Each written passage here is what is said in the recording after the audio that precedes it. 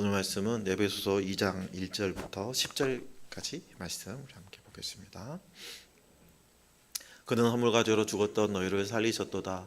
그때 너희는 그 가운데 생하여 이 세상 풍조를 따르고 공중의 권세를 잡은 자를 따랐으니 곧 지금의 불순종의 아들들 가운데서 역사하는 영이라. 전에 우리도 다 그 가운데서 우리 육체의 욕심을 따라 지내며 육체와 마음에 원하는 것을 하여 다른 이들과 같이 본질상 진노의 자녀였더니 긍휼이 풍성하신 하나님이 우리를 사랑하신 그 큰 사랑을 인하여 허물로 죽은 우리를 그리스도와 함께 살리셨고 너희는 은혜로 구원을 받은 것이라. 또 함께 일으키사 그리스도 예수 안에서 함께 하늘에 앉히시니 이는 그리스도 예수 안에서 우리에게 자비하심으로써 그 은혜의 지극히 풍성함을 오는 여러 세대에 나타내려 하심이라. 너희는 그 은혜를 인하여 믿음으로 말미암아 구원을 받았으니 이것은 너희에게서 난 것이 아니요 하나님의 선물이라. 행위에서 난 것이 아니니 이는 누구든지 자랑하지 못하게 함이라. 우리는 그가 만드신 바라 그리스도 예수 안에서 선한 일을 위하여 지으심을 받은 자니 이 일은 하나님이 전에 예비하사 우리로 그 가운데서 행하게 하려 하심이니라. 아멘. 여러분 스스로 생각할 때 여러분은 어떤 사람, 좋은 사람, 나쁜 사람, 어느 정도 수준의 사람인 것 같습니까? 그래도 나 정도면 꽤 괜찮은 사람이지 않을까? 이런 생각 해보신 적 있어요? 세상에 다른 사람과 비교하면서 비교적 나는 선한 사람이다. 최소한 나는 저 사람보다는 낫다. 이런 평가, 스스로의 평가 해보신 적 있으신가요?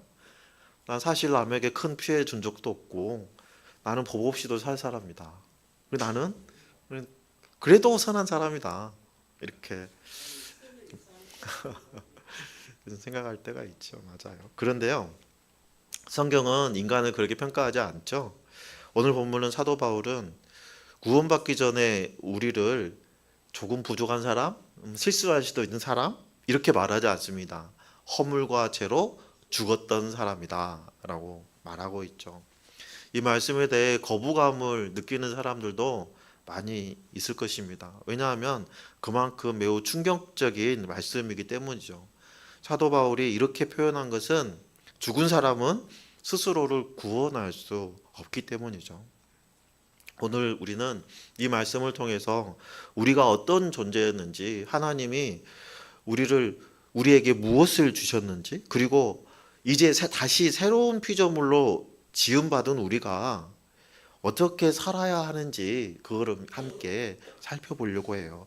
오늘 말씀을 통해서 하나님께서 우리를 재창조하신 목적에 합당한 삶을 살아가기로 다시 결단하는 귀한 시간 되시기를 예수님의 이름으로 축복합니다. 사도 바울은 구원받기 전에 우리를 허물과 죄로 죽었던 자라고 말하고 있죠. 이 말은 단순히 죄를 좀 많이 지었던 사람들 이런 의미가 아니에요. 하나님과의 관계에 있어서 완전히 단절되어 있었던 사람들이다. 따라서 하나님의 생명에서 떠나 있던 사람들이다 라고 얘기하는 거죠. 여러분, 죽은 사람은 스스로 움직일 수 없죠. 살아날 수도 없습니다. 그런데 성경이 말하는 죽음에 관한 이 상태는요, 단순히 육체의 죽음만을 의미하는 것은 아니죠. 사람의 상태를 성경은 크게 네 가지 상태로 구분합니다. 첫 번째는 육신은 살아있으나 영은 죽어있는 사람. 오늘 본문이 말하는 구원받기 전의 사람의 상태가 바로 이 상태죠. 두 번째는 몸은 죽었지만 영은 살아있는 사람입니다. 믿음 안에서 죽음을 맞이한 성도들을 말하는 거죠.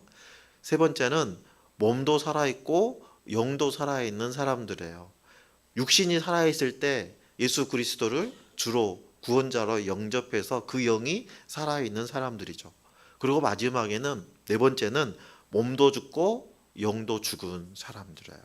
하나님이 없는 삶을 살다가 죽어서 영원한 심판 가운데 머물러 있는 사람들이죠.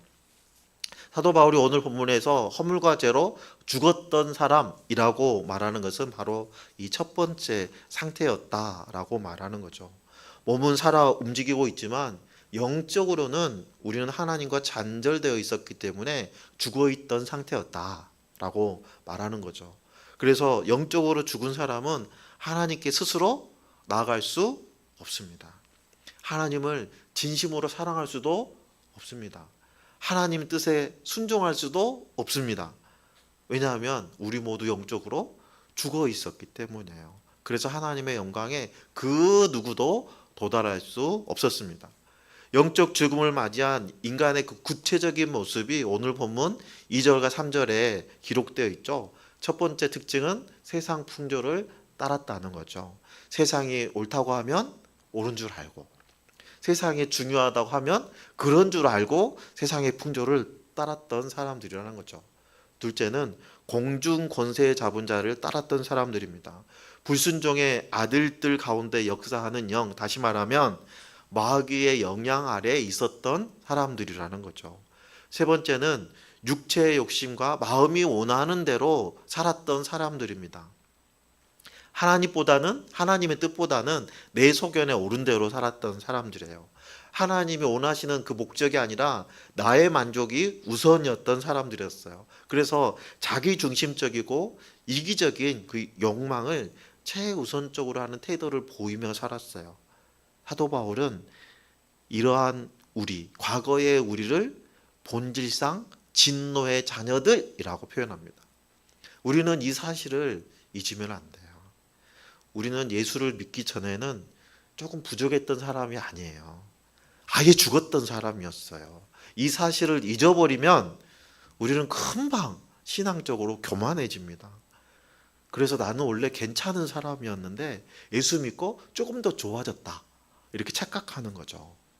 여러분, 이렇게 생각하는 사람들은요, 나의 신앙의 연륜에 비추어서 다른 사람을 정죄합니다. 그러나 내가 죽었던 사람이었다는 것을 아는 사람들은 다른 사람을 정죄하지 않아요. 오히려 긍휼히 여기게 됩니다. 아직 예수를 믿지 않는 이웃을 볼 때, 특히 아직 예수님을 영접하지 않는 나의 가족을 볼 때,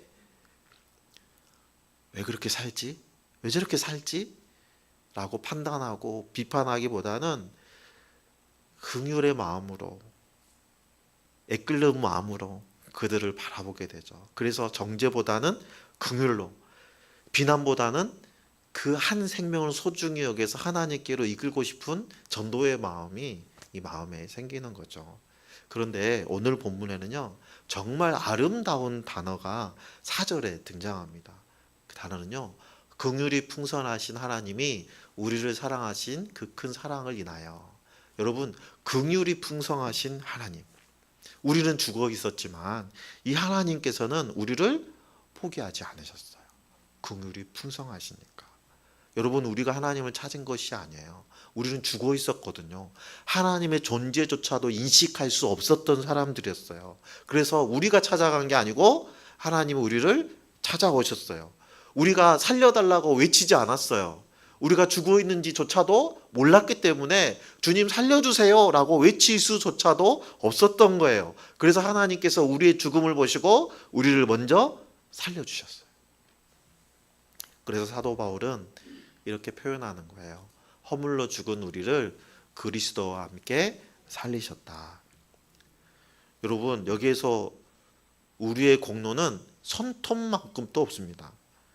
이 은혜를 누리게 된 것은 우리가 착해서도 아니고, 우리가 기도를 열심히 해서도 아니고, 우리가 새벽마다 새벽 기도를 빠짐없이 다녀서도 아니고, 봉사를 열심히 해서도 아니에요. 전적으로 하나님의 은혜입니다. 그래서 사도 바울은 8절에 이렇게 강조하죠. 너희는 그 은혜에 의하여 믿음으로 말미암아 구원을 받았으니 이것은 너희에게서 난 것이 아니요 하나님의 선물이라. 여러분, 구원은 보상이 아니에요. 상급이 아니에요. 하나님 우리에게 주신 선물이에요. 구원은 우리가 투쟁해서 쟁취한 게 전혀 아니에요. 하나님이 그냥 거저 주신 거예요. 그러니까 우리는 이것을 자랑할 수 없는 거죠. 감사할 수밖에 없는 겁니다. 하나님은 단지 우리를 용서하시고 내버려 두신 게 아니었어요. 오늘 본문은 세 가지의 놀라운 사실을 우리에게 말씀하고 있어요. 6절에 보면 또 함께 일으키사 그리스도 예수 안에서 함께 하늘에 앉히시니 라고 말씀하고 있습니다. 아까 봤던 5절과 6절 말씀을 통해서 우리가 알 수 있는 놀라운 사실 세 가지는, 첫 번째는 우리는 예수 그리스도와 함께 살아났다는 거예요. 죽었던 우리는 새 생명을 얻었습니다. 이 말씀은 거듭남을 의미하는 거예요. 예수님께서 십자가에서 죽으시고 부활하신 것처럼 우리도 그분과 연합되어서 죄에 대해서는 죽고 하나님에 대해서는 새 생명을 얻은 상태가 되었다라는 것입니다. 둘째는 우리는 그리스도와 함께 일으킴을 받은 사람들이에요. 이제 죄와 사망의 권세 아래 있는 존재가 더 이상은 아닙니다. 예수님께서 죽은 자 가운데서 일으켜지신 것처럼 우리도 죄와 사망의 권세에서부터 일으켜져서 새로운 삶을 살고 있습니다. 이 말씀은 먼 미래의 이야기가 아니라 현재 진행 중인 새로운 삶을 의미하는 거예요. 과거의 죽음에서 벗어나서 이제는 예수 그리스도의 부활의 생명으로 살아가고 있는 상태, 이걸 말하는 거죠. 셋째는 우리는 그리스도와 함께 하늘에 앉혀집니다.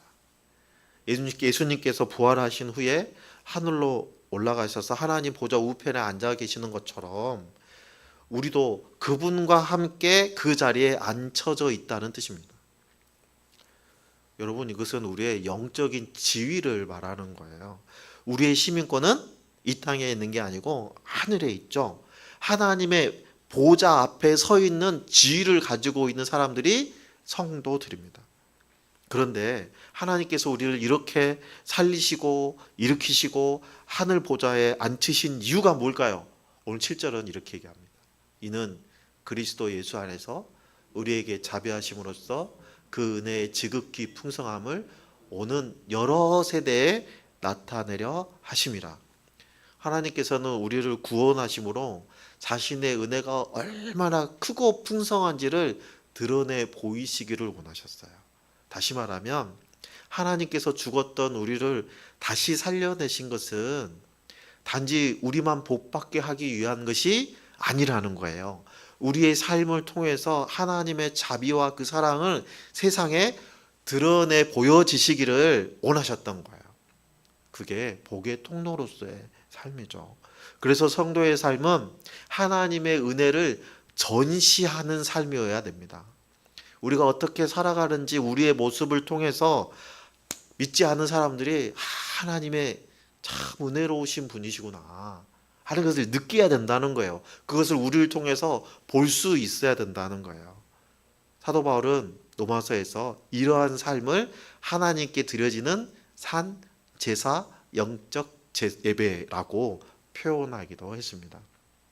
그러므로 성도의 삶은 단순히 내가 구원받는 것으로 끝나는 것이 아니라 하나님의 은혜를 드러내는 삶으로 보여주어야 돼요.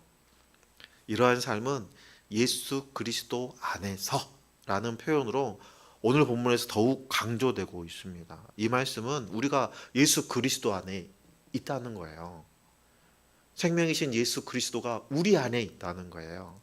우리가 예수님 안에 있기 때문에 예수님이 누리고 있는 그 영광의 자리에 우리도 참여하고 있다는 거예요. 오늘 말씀은 그리스도와의 연합을 이렇게 표현하고 있습니다. 여러분, 구원받은 것은요, 단지 우리가 죽어서 천국 간다는 것을 의미하는 게 아니에요. 그 약속만으로 우리가 예수 믿는 건 아니죠. 지금부터 이미 시작된 새로운 삶을 누리는 거예요.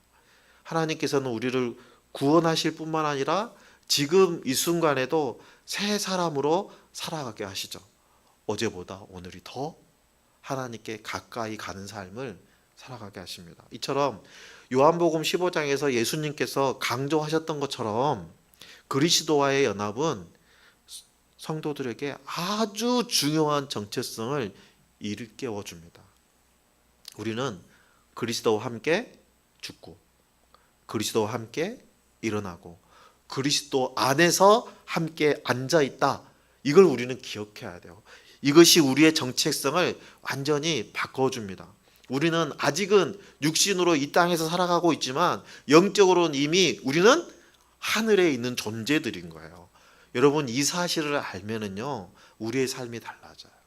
여러분, 우리를 둘러싸고 있는 환경이 달라지진 않습니다. 우리의 삶 자체가 달라지지 않아요. 유혹도 있고 고난도 있고 여전히 현실적인 어려움은 그대로 존재합니다. 그러나 우리는 그 문제보다 더 높은 자리에 있는 존재들이에요. 그 문제가 우리를 어떻게 할 수 없습니다. 상황은 이 땅에 벌어지지만 우리의 신분은 하늘에 있는 거예요. 그래서 성도의 문제는 우리를 더 이상 압도하지 않습니다. 문제에 압도당하는 사람은요, 하늘에서 관점에 보면 하늘을 바라보는 사람이 아니라 현실만 바라보고 살아가는 사람이에요. 영화 좋아하시는 분은 이 영화를 보셨는지 모르겠네요. 앤 해서웨이의 데뷔작이에요. 프린세스 다이어리라는 약간 로맨스 코믹 영화가 있거든요. 평범한 여고생인 미아라는 여학생인데, 글쎄 이 여학생이 왕위 계승 서열일이 공주라는 것을 어느 순간 알게 됩니다. 유럽의 작은 나라, 우리 이영미 집사님이 운영하시는 가게 이름하고 같아요. 여러분, 환경은 그대로인데 내가 공주라는 정체성을 알고 나니까 삶을 살아가는 태도가 완전히 바뀌게 되죠. 마찬가지예요. 나는 이미 그리스도와 함께 하늘에 앉아있는 자라는 것을 우리가 인지하면, 이러한 정체성을 가지고 있으면 세상이 아무리 우리를 흔들어도 우리는 무너지지 않습니다. 여러분, 하나님께서는 왜 우리를 구원하셨을까요? 10절을 보면 우리는 그가 만드신 바라 그리스도 예수 안에서 선한 일을 위하여 드심을 받은 자니 이 일은 하나님이 전에 예비하사 우리로 그 가운데서 행하게 하려 하심이라. 여러분, 구원은 우리가 구원받은 것으로 우리 신앙이 끝난 게 아니죠. 그때부터 시작되는 거예요. 하나님은 우리를 아무 목적 없이 구원하지 않으셨어요. 우리를 무엇 때문에 구원하셨다고요? 선한 일을 하도록 구원하셨대요. 여러분, 선한 일이 구원의 조건이 아닙니다. 우리는 선한 일을 해서 구원받은 게 아니고, 구원받은 사람들, 하늘에 앉아 이미 하늘 위에 신분을 가지고 있는 하나님의 자녀라는 그 정체성을 가지고 있기 때문에 선한 일을 하게 되는 거예요. 열매가 없는 나무는 죽은 나무로 보게 되죠. 여러분, 삶의 변화가 없는 믿음은 죽은 믿음이라고 야고보 사도는 계속 강조하죠. 그래서 사도 바울은 우리에게 뭐라고 강조하고 있냐면요, 우리는 그가 만드신 바라. 다시 말하면 우리는 하나님의 작품이라는 거예요. 여러분, 명화가 비싼 이유는요, 그 명화를 그린 캔버스의 질이 좋아서가 아니라 그 캔버스에 누가 그렸느냐, 어떤 사람이 그렸느냐에 따라서 작품의 가치가 달라지잖아요. 똑같은 1호 캠퍼스에 제가 그린 것과 유명한 지금은 생존해 있지 않지만 피카소가 그린 그 그림의 가치가 같겠습니까? 여러분, 우리가 귀한 것도 마찬가지예요. 우리가 대단해서가 아니에요. 우리는 캔버스와 같은 존재잖아요. 근데 우리는 하나님이 만든 작품이에요. 그러니까 우리는 세상의 기준으로 볼 때 내 가치를 증명하려고 발버둥 칠 필요가 없어요. 세상의 그 무엇으로도 우리의 가치를 계량할 수 없기 때문이죠. 이미 하나님은 우리를 완벽한 존재의 가치로 완성해 놓으셨어요. 우리가 어떻게 더 만들어갈 필요가 전혀 없습니다. 따라서 우리가 하나님의 작품으로서 가족에게 따뜻한 말 한마디 하는 것, 힘든 동료를 도와주는 것, 목장에서 한 영혼을 위해서 끊임없이 기도하는 것, 억울해도 먼저 용서하는 것, 이런 것들이 다 하나님이 예비하신 선한 일이 되는 거예요. 다시 말하면 우리가 하나님의 작품으로 행하는 일상의 모든 일들이 선한 일이 되는 겁니다. 여러분, 선한 일은 거창한 사역을 의미하는 게 아닙니다. 은혜 받은 사람이 은혜 받은 사람답게 살아가는 모든 삶이 선한 일이에요. 우리가 예수님 안에 있고 예수님이 우리와 함께 하시기 때문에 우리가 행한 일은 모두 다 예수님이 행한 일이 되기 때문이에요. 그런데 많은 성도들이 이 부분에서 많이 오해하세요. 선한 일 하면 왠지 헌신하고 선교사로 나가야 될 것 같은 생각을 하고 지금 직장을 다 때려치고 신학교 가서 목회자로 서야 될 것 같은 그런 생각을 한다는 거죠. 그렇지 않습니다. 하나님께서 말씀하시는 선한 일은 그렇게 특별한 사람이 하는 일이나 엄청나게 거창한 일을 얘기하는 게 아니에요. 오히려 하나님은 우리의 가장 평범한 일상에서 하나님의 이름으로 예수 그리스도의 이름을 행하는 그 작은 일, 그걸 선한 일이라고 말씀하시는 거예요. 예를 들면 내가 화가 나는 상황이지만 내 감정을 쏟아내지 않고 한 번 더 참는 거야. 무엇을 위해서? 한 영혼 구원을 위해서. 피곤해도 배우자에게 짜증내지 않고 따뜻한 말 한마디를 건네는 거예요. 무엇을 위해서? 하나님의 영광을 위해서. 부모로서 자녀에게 신앙의 본을 보이기 위해서 먼저 무릎 꿇고 기도해 보는 거예요. 직장에서 내 일이 아니지만 힘들어하는 동료를 도와주는 거예요. 왜요? 내가 교회 다니는 사람인지 뻔히 알거든요. 내게 상처 준 사람을 계속 미워하지 않고 용서하기로 결정해요. 왜요? 나는 그보다 더 큰 은혜를 이미 받은 사람이거든요. 이 모든 것, 이것이 바로 하나님이 예비하신 선한 일이 된다는 거예요. 거창해 보이지 않아도 하나님 나라에서는 이런 순종은 결코 작지 않습니다. 왜냐하면 은혜 받은 사람이 은혜 받은 자답게 살아가는 모든 것이 강력한 복음의 증거가 되기 때문이에요. 여러분, 성도는 하나님의 은혜가 얼마나 큰지를 우리의 삶으로 보여주는 사람들이에요. 살아있는 증거가 되는 거죠. 실제로 예수님을 믿지 않은 사람들은 성경을 보지 않습니다. 그렇죠? 누구를 봐요? 교회 다니는 성도의 삶을 먼저 읽는 거예요. 성경을 읽는 게 아니라 성도의 삶을 먼저 읽습니다. 우리의 말투, 우리의 반응, 우리가 관계 맺는 방식, 우리가 용서, 우리의 섬김의 모습, 이 모든 것을 통해서 세상은 하나님이 어떤 분이신지를 경험하게 되는 거예요. 그러므로 우리의 일상은 단순한 일상이 아닙니다. 하나님의 은혜를 전시하는 이런 무대와 같은 것이죠. 여러분, 우리가 기억해야 될 것은 우리는 한때 죽었던 사람들이에요. 그런데 하나님께서 그 큰 사랑과 긍휼로 우리를 살려주셨어요. 우리가 하나님께로는 갈 수 없는 존재들이었는데 하나님께서 먼저 우리를 찾아와 주셨어요. 우리가 아직 원수 되었을 때 하나님께서 우리를 너무나 사랑하셔서 그 사랑을 확증해 보여주신 거예요. 우리가 살려달라고 외치지 않았지만 하나님께서 우리를 먼저 찾아오셔서 살려주셨어요.